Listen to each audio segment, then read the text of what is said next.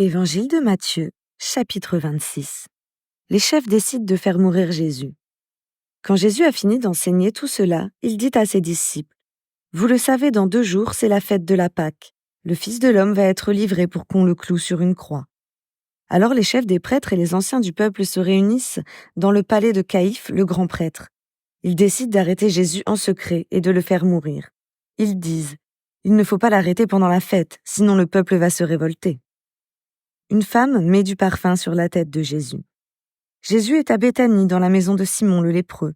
Alors, pendant le repas, une femme s'approche de lui avec un très beau vase, plein d'un parfum très cher. Elle verse le parfum sur la tête de Jésus.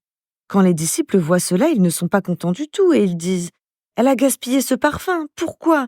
On pouvait le vendre très cher et ensuite donner l'argent aux pauvres. » Jésus entend cela et il dit : « Pourquoi est-ce que vous faites de la peine à cette femme ?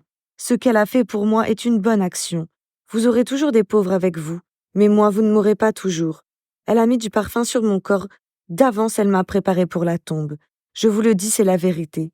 Partout où on vous annoncera cette bonne nouvelle dans le monde entier, on racontera ce que cette femme a fait et on se souviendra d'elle. » Judas décide de livrer Jésus au chef des prêtres. Alors l'un des 12 apôtres, appelé Judas Iscariote, va voir les chefs des prêtres et il leur dit : « Qu'est-ce que vous voulez me donner si je vous livre Jésus ? » Les chefs des prêtres lui donnent 30 pièces d'argent. À partir de ce moment, Judas cherche une bonne occasion pour leur livrer Jésus. Jésus fait préparer le repas de la Pâque. C'est le premier jour de la fête des pains sans levain. Les disciples s'approchent de Jésus et lui disent : « Nous allons te préparer le repas de la Pâque. Où veux-tu le manger ? » Jésus leur dit : « Allez à la ville, chez telle personne, et dites-lui : le maître dit, le moment est arrivé pour moi, c'est chez toi que je vais manger le repas de la Pâque avec mes disciples. » Les disciples font ce que Jésus leur a commandé, et ils préparent le repas de la Pâque. Jésus annonce qu'un des disciples va le livrer. C'est le soir. Jésus s'installe pour le repas avec les 12 apôtres. Pendant qu'ils sont en train de manger, Jésus dit : « Je vous l'affirme, c'est la vérité, l'un de vous va me livrer. » Les disciples deviennent tout tristes et ils se mettent à lui demander l'un après l'autre : « Seigneur, est-ce que c'est moi ? » Jésus leur répond : « Celui qui a mis la main avec moi dans le même plat, c'est lui qui va me livrer. Le Fils de l'homme va mourir comme les livres saints l'annoncent. Mais quel malheur pour celui qui livre le Fils de l'homme. Pour cet homme-là, ce serait une bonne chose de ne pas être né. » Judas, celui qui va livrer Jésus, lui demande : « Maître, est-ce que c'est moi ? » Jésus lui répond : « C'est toi qui le dis. » Le repas du Seigneur. Pendant le repas, Jésus prend du pain. Il dit la prière de bénédiction, il partage le pain et le donne à ses disciples en disant : « Prenez et mangez, ceci est mon corps. » Ensuite, il prend une coupe de vin. Il remercie Dieu et il donne la coupe à ses disciples en disant : « Buvez-en tous. Oui, ceci est mon sang, le sang de l'alliance de Dieu. Il est versé pour un grand nombre de gens, pour le pardon des péchés.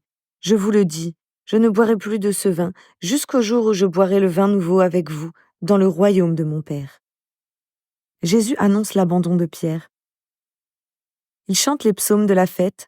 Ensuite, ils vont au mont des Oliviers. Alors Jésus dit à ses disciples : « Cette nuit, vous allez tous m'abandonner. En effet, dans le livre saint, on lit : je vais tuer le berger, et les moutons du troupeau partiront de tous les côtés. » Jésus ajoute : « Mais quand je me réveillerai de la mort, je vous attendrai en Galilée. » Pierre lui dit : « Tous les autres t'abandonneront peut-être, mais moi je ne t'abandonnerai jamais. » Jésus lui répond : « Je te le dis, c'est la vérité. Cette nuit, avant que le coq chante, tu diras 3 fois que tu ne me connais pas. » Pierre lui dit : « Même si je dois mourir avec toi, je ne dirai jamais que je ne te connais pas. » Et tous les disciples disent la même chose. Jésus prie à Gethsémanée. Jésus arrive avec ses disciples à un endroit appelé Gethsémanée. Il leur dit : « Asseyez-vous ici pendant que je vais prier là-bas. » Il emmène avec lui Pierre et les 2 fils de Zébédée.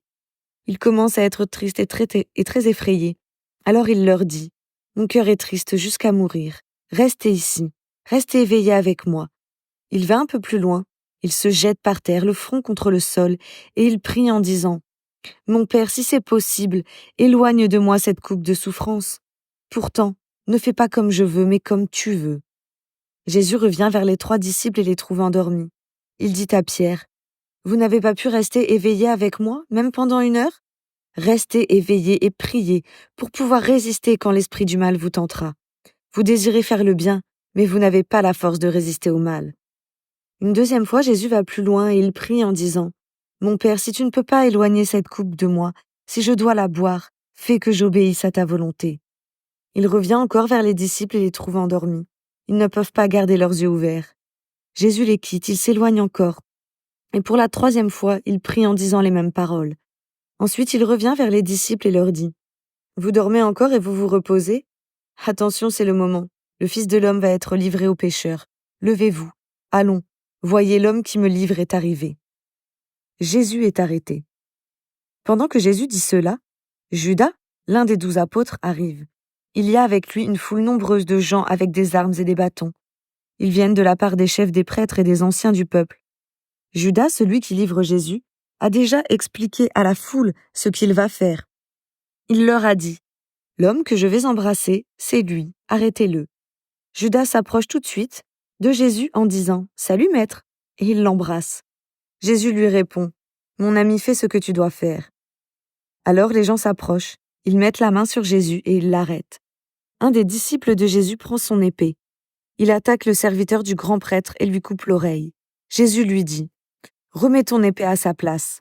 En effet, tous ceux qui prennent des armes seront tués par des armes. Tu crois que je ne pourrais pas appeler mon Père ? Il m'enverrait tout de suite plus de 12 armées d'anges. Mais alors ce que les livres saints disent ne se réaliserait pas. En effet, ils disent que les choses doivent se passer de cette façon. » Ensuite Jésus dit à la foule « Vous êtes venus me prendre avec des épées et des bâtons, comme pour arrêter un bandit.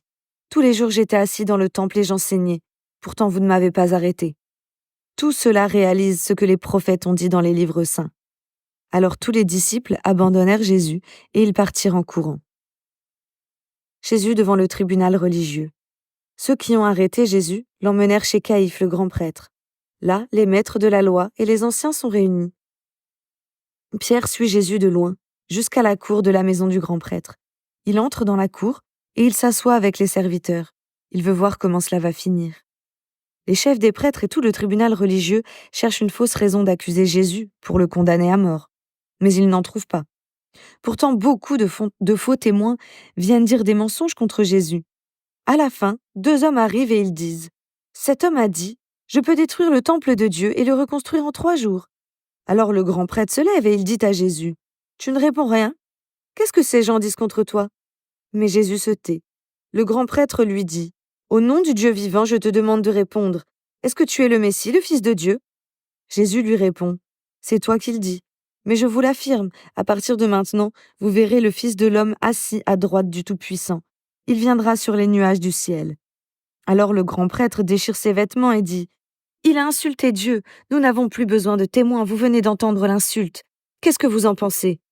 Ils lui répondirent « Il doit mourir. » Alors il crache sur le visage de Jésus et il le frappe à coups de poing. D'autres lui donnent des gifles en disant « Mais si, devine, dis-nous qui t'a frappé. » Pierre affirme 3 fois qu'il ne connaît pas Jésus. Pierre est assis dehors dans la cour. Une servante s'approche de lui et elle lui dit « Toi aussi tu étais avec Jésus, cet homme de Galilée ?» Mais devant tout le monde, Pierre répond « Non, je ne sais pas ce que tu veux dire. » Ensuite, il s'en va vers la porte de la cour.